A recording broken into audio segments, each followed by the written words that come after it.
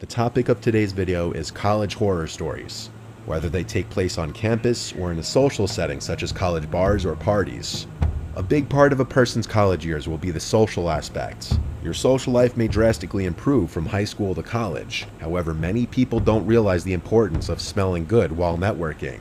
People heavily judge you based on your scent, and smelling bad is a guaranteed way to make people not want to associate with you. Scentbird is your solution. It's a monthly subscription service that allows you to pick from countless colognes and perfumes from all the top fragrance brands like Gucci, Versace, Prada, and Tom Ford, and find your favorites without buying a big, expensive bottle, delivering them right to your door for just $17 a month. Each fragrance comes in a bottle made to last you 30 days. Some of the scents I received this month are Arrows Flame by Versace, Cross River Gorilla by Sanctuary, and Four Men Black Edition by Bentley. Each bottle comes with a card which explains what the fragrance smells like too. With Scentbird, you'll be excited to go out and socialize with people, especially as you get more and more compliments on your cologne or perfume. If you're not sure which fragrance is right for you, you can go on their website and take their quiz, which will tell you which scent is the best fragrance for you based on your lifestyle. The quiz takes less than a minute and gives you personalized results based on what you're looking for. If you're interested, use Nightmare55 off, scanning my QR code or at the link below to get 55% off your first month at Scentbird.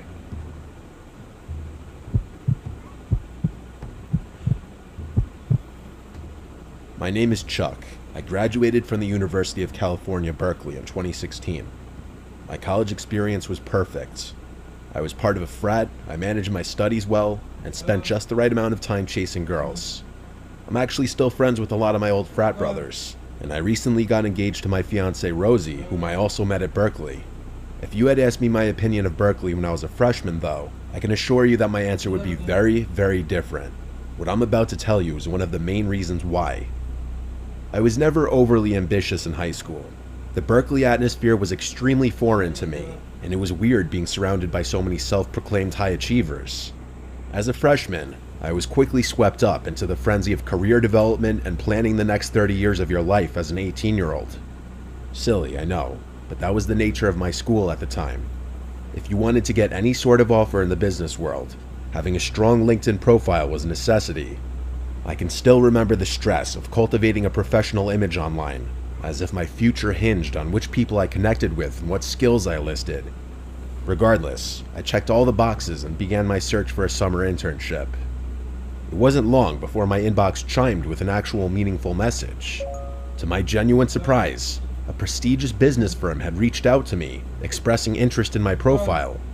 It wasn't one of those bot messages either. The substance of the message indicated that this was actually a unique message designed specifically for me. I read it over like 6 times before finally responding, and after about a day and a brief correspondence, I was invited to a first-round interview. I spent hours researching the company so I'd know what to expect come the interview, and I prepped myself with all the sample questions I could find. I soon got a message from a guy named Armand Slowinski. I'll never forget that name for as long as I live. He stated that he was to be my interviewer, and naturally, the first thing I did was do some background research on the guy. However, excitement soon gave way to puzzlement. I scoured LinkedIn for Armand's profile, expecting to glean some insight into the person I'd soon be meeting. Strangely, I found nothing. No trace of their professional footprint, no social media, nothing. I shrugged it off, attributing it to perhaps a preference for privacy or something like that. Armand and I agreed on a day and time, and he gave me the interview location. I searched it up on my phone and realized that it was some random coffee shop in Oakland. This is when I started getting confused. Why would an interview not take place in Berkeley? We had tons of coffee shops and perfect places for interviews in our college town, so I was just perplexed. The address online seemed pretty normal though, so I didn't think much of it. A day before the interview, I told my friend Riley about the situation. He was even more confused than I was, telling me that the situation seemed fishy. I agreed with him, but I figured it was worth it for the position I might be getting. He asked me how I was getting there, and I told him I was Ubering. He offered to give me a ride, as he wasn't doing anything at the time. I thanked him and took him up on his offer. Little did I know, I might not even be telling this story if he hadn't offered to drive me.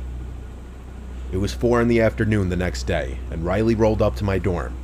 Admittedly, I was extremely nervous, and this was one of my first interviews. I got in the car, and we were off. 20 minutes later, I told Riley to drop me off on the street as I didn't want to be seen having a friend drop me off for an interview. I thanked him and he offered to wait for me. I asked him if he was sure, and he smirked, pulling out a big bag of weed from inside of his dashboard. I laughed, then shut the door. I walked the couple minutes to the location and froze in my tracks. I looked up at the literal construction site in front of me. There was no coffee shop. Even stranger, this entire area wasn't residential at all. Like, all of the buildings looked closed or private. Confused, I double-checked my phone and confirmed that I was in the right location. This entire block must have been recently demolished, so recently that even Google Maps hadn't updated. I pulled out my phone to call Riley, but before I could, a booming voice rang out behind me. "Chuck!" exclaimed a deep voice. I whipped around and was met with the appearance of an absurdly tall man wearing an expensive-looking black suit. Thank God, I thought, grateful that this whole ordeal hadn't been some kind of setup. His presence was commanding, yet oddly out of place amidst the derelict surroundings. I should also note that the car he was standing next to was a matte black Bentley. He walked toward me with a confused look on his face. We shook hands, and when I asked him about the construction site, he said he was just as surprised as I was. He furrowed his eyebrows and put his hand on his chin. "You know what, why don't we find someplace else? Get in," he said, motioning towards the Bentley. He walked back to the car and shouted over his shoulder, "Shotgun's all yours." Without another word, he got in the front seat and shut the door. Excitedly, I followed. I walked around the car just to admire it a little, and couldn't help but glance into the back seat. I expected to see the beautiful leather seats that you would expect in a Bentley, but instead, my eyes met a sight that sent a chill down my spine. Lying flat on the ground, obscured by the shadows, was a man. In his hand, he held something long and metal. Panic surged within me, my mind racing with the implications of what lay before me. This was a trap. I turned away from the car and ran as fast as I had ever run before. I heard the man yell my name from behind me, but I didn't even turn around to look. As I ran, I heard the one sound I was dreading, screeching tires. I shot a glance over my shoulder and saw the car turning around, pointing in my direction. I had to think quickly. There was no way I was going to outrun a car. It wasn't like I could just escape the situation. There wasn't really any open space around me, just an endless maze of streets. I could feel the terror coursing through my veins. I made it to the next intersection and faced a choice that may have decided my fate.